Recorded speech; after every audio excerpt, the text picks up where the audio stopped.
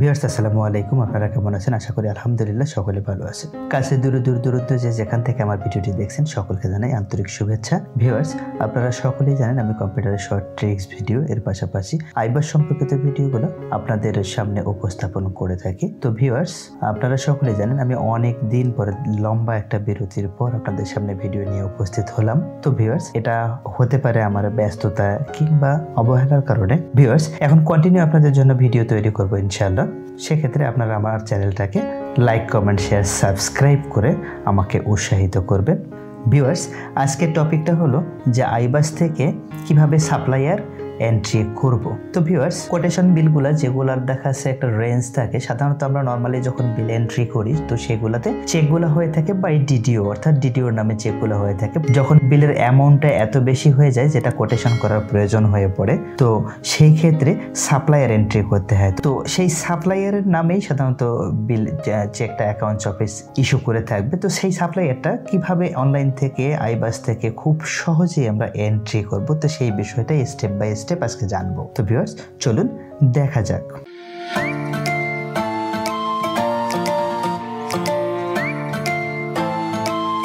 তো ভিউয়ার্স আর একটু বিষয় আপনাদেরকে বলে রাখি আমি, যখন এই সাপ্লায়ারটা এন্ট্রি করবেন আপনারা, তো সাপ্লায়ারটা এন্ট্রি করার সময় তো কিছু তথ্য রয়েছে, যেমন সাপ্লায়ার সম্পর্কিত তথ্য, যেমন ট্রেড লাইসেন্সের কপি। তো ট্রেড লাইসেন্সের যে কপিটা রয়েছে এই কপিটা আপনার হাতে থাকলে আপনি টিন আইডিটা খুব সহজে এখান থেকে ফাইন্ড আউট করতে পারবেন। তো এমআইসিআর চেকের পাতা, যদি এটা ব্যবসা প্রতিষ্ঠানের নামে চেক থেকে থাকে একটা কপি রাখবেন।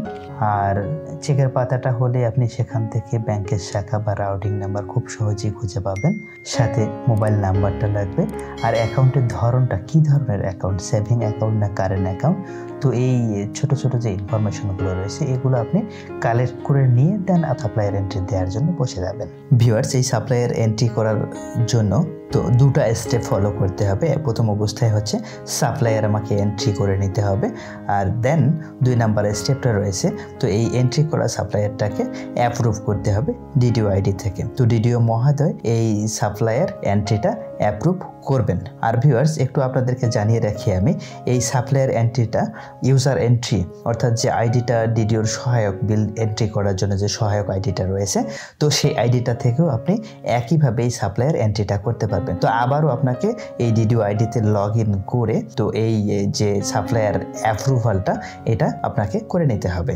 তো ভিউয়ার্স আপনারা সকলেই জানেন যে ibas.finance.gov.bd এই সাইটটা থেকে আইবাসটাকে লগ ইন করে নিতে হবে। তো ইউজার আইডি, পাসওয়ার্ড, দেন ক্যাপচা দিয়ে দিতে হবে।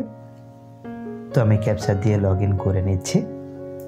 দেন এখান থেকে বাজেট এক্সিকিউশন, তো বাজেট এক্সিকিউশনের পর তো এখান থেকে দেখেন আমি সরাসরি চলে আসব বাজেট এক্সিকিউশন। এখান থেকে বাজেট এক্সিকিউশনে ক্লিক দেওয়ার পর রিসিভেন্ট ম্যানেজমেন্ট, তো এটাতে যখন ক্লিক করবেন বেশ কিছু অপশন চলে আসবে।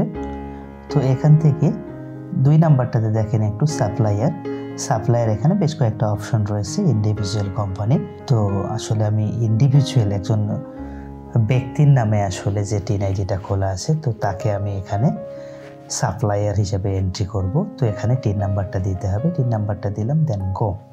তো এখান থেকে একটা মেসেজ শো করাচ্ছে যে সাপ্লায়ার ইনফরমেশন নট ফাউন্ড। তো এই যে সাপ্লায়ারের যে তথ্যগুলো এই তথ্যগুলো এন্ট্রি দেওয়া নাই, তো সেক্ষেত্রে নতুন সাপ্লায়ার হিসেবে আমি অ্যাড করে নেব। দেন yes.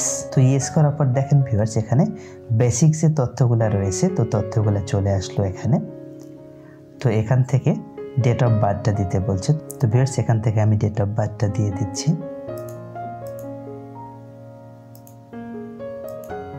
Date of birth select করে দেওয়ার পর ভিউয়ার্স পরের যে অপশনটা রয়েছে নিচের একটা অংশ রয়েছে দেখেন viewers, father's name, mother's name, postal address, তো এগুলো ফাঁকা দেখাচ্ছে। তো ভিউয়ার্স আমি এই এন্ট্রিটা দিতে গিয়ে আমি নিজেও বেশ কয়েকবার শেষ পর্যন্ত গিয়ে থেমে যাচ্ছিলাম। তো এই তথ্যগুলো না থাকার কারণে তো ব্যাংকের যে তথ্যগুলো আমার এই সাপ্লায়ার এন্ট্রির জন্য তো সেটা সেভ নিচ্ছিল না। তো এখানে সবচেয়ে গুরুত্বপূর্ণ বিষয় দেখেন ভিউয়ার্স, এখানে রিফ্রেশ ফ্রম টিন সার্ভার এখানে ক্লিক করছি আমি। দেখেন অটোমেটিকলি এই টিন ইউজার যে আছে, টিন ইউজারের ফাদার্স নেম, মাদার্স নেম, বাকি যে তথ্যগুলো রয়েছে তথ্যগুলো খুব সহজে চলে আসলো। দেন মোবাইল নাম্বারটা এখানে আপনাকে টাইপ করে দিতে হবে। তো আমি এখানে টাইপ করে দিয়ে দিচ্ছি, দেন নেক্সট।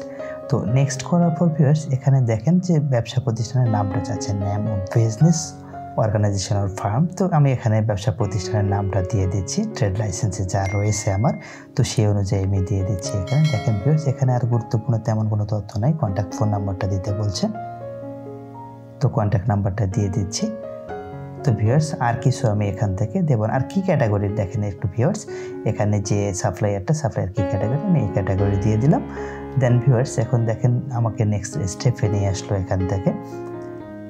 তো এখান থেকে আমি কি করব, এখানে যে ব্যাংক অ্যাকাউন্ট নেম, তো ভিউয়ার্স একটু ভুল হয়ে গেলে এমন হতে পারে আপনার চেকটা যেটা আপনি অ্যাকাউন্ট অফিস থেকে এন্ট্রি করে দিচ্ছে আপনার নামে, তো চেকটা ক্যাশ নাও হতে পারে, বা তো সেজন্য খুব গুরুত্বের সহকারে এই তথ্যগুলো অর্থাৎ চেকের এমআইসিআর চেকের পাতা আপনি নিয়ে তথ্যগুলো সম্পর্কে একদম কনফার্ম হয়ে তারপর এই তথ্যগুলো আপনি ফিল আপ করে দেবেন।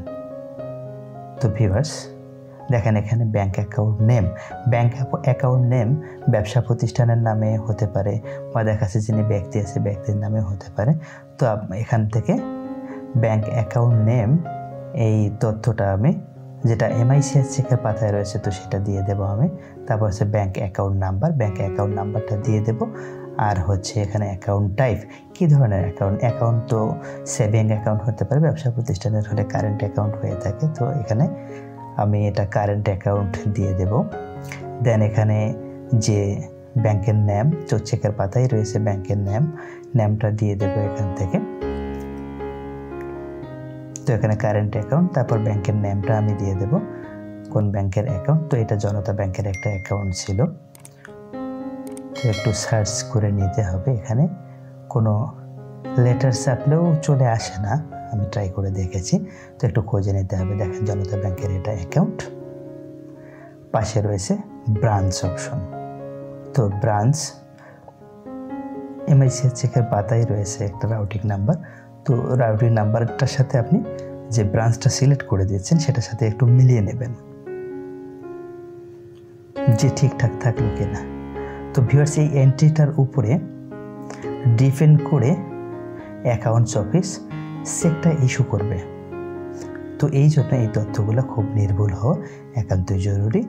তো এখান থেকে আমি আর কিছুই দিচ্ছি না, এখানে এমআইসিআর চেকের পাতাটা স্ক্যান করা যে পাতাটা, তো সেইটা আসলে দেওয়ার একটা অপশন রয়েছে, তো আমি দিচ্ছি না এখান থেকে, তো সরাসরি অ্যাড অপশন থেকে অ্যাড করে দেব আমি। ভিউয়ার্স অ্যাড করে দিলাম আমি, দেখেন তথ্যগুলো চলে আসলো এখান থেকে ব্যাংকের। দেন আমার তথ্যগুলো মোটামুটি দেওয়া আছে, দেন সেভ। তো সেভ বাটনে যখন আমি ক্লিক করলাম, ইনফরমেশন অপারেশন সাকসেসফুলি, দেন ওকে। তো ওকে করে দেওয়ার পর ভিউয়ার্স এখন আমি তার নিচে একটা অপশন রয়েছে সাপ্লায়ার ইন্ডিভিজুয়াল কোম্পানির নিচে সাপ্লায়ার অ্যাপ্রুভাল, তো অ্যাপ্রুভালে যখন ক্লিক করে আমি টিন আইডিটি দিয়ে দেন গো করলাম, তো ভিউয়ার্স দেখেন এখান থেকে যে আমি সাপ্লায়ারটা এন্ট্রি করলাম ভিউয়ার্স, তো সেই সাপ্লায়ারের টিন আইডি সহ এবং নামটা দেখাচ্ছে। তো এখান থেকে অ্যাপ্রুভ একটা ডান পাশে অ্যাপ্রুভ অপশন রয়েছে, তো ডিটেলস আবার লেখা রয়েছে, ডিটেলস থেকে দেখে নিতে পারেন। তো অ্যাপ্রুভ, তাহলে are you sure to approve the supplier, then yes. তো ভিউয়ার্স সাপ্লায়ার সাকসেসফুলি অ্যাপ্রুভ হয়ে গেল। আর ভিউয়ার্স একটু জানিয়ে রাখি আপনাদেরকে, প্রত্যেকটা পণ্য ক্রয়ের ক্ষেত্রে এখানে আলাদা আলাদা সাপ্লায়ার হতে পারে, তো সেই ক্ষেত্রে আপনারা আলাদা আলাদা সাপ্লায়ারকে এন্ট্রি করে এভাবে তথ্যগুলো দিয়ে তো আপনারা তাদেরকে অ্যাড করে নেবেন। তো ভিউয়ার্স যে কোনো ধরনের সাপ্লায়ার এন্ট্রির ক্ষেত্রে তো আপনারা এই পদ্ধতিগুলো অনুসরণ করে খুব সহজেই আপনাদের সাপ্লায়ারকে এন্ট্রি করে আইবাসে সংযুক্ত করে নিতে পারেন। তো ভিউয়ার্স এতক্ষণ ধৈর্য সহকারে আমার ভিডিওটি দেখার জন্য আপনাদেরকে অসংখ্য ধন্যবাদ। তো ভিউয়ার্স আপনারা যদি নতুন হয়ে থাকেন তাহলে লাইক কমেন্ট শেয়ার সাবস্ক্রাইব করে আমাকে সহযোগিতা করবেন, আর যদি ইতিমধ্যে সাবস্ক্রাইব করে থাকেন তাহলে অসংখ্য ধন্যবাদ। ভিউয়ার্স ভালো থাকবেন, সুস্থ থাকবেন, আবারও কথা হবে আপনাদের সাথে নতুন কোনো ভিডিও নিয়ে। আসসালামু আলাইকুম।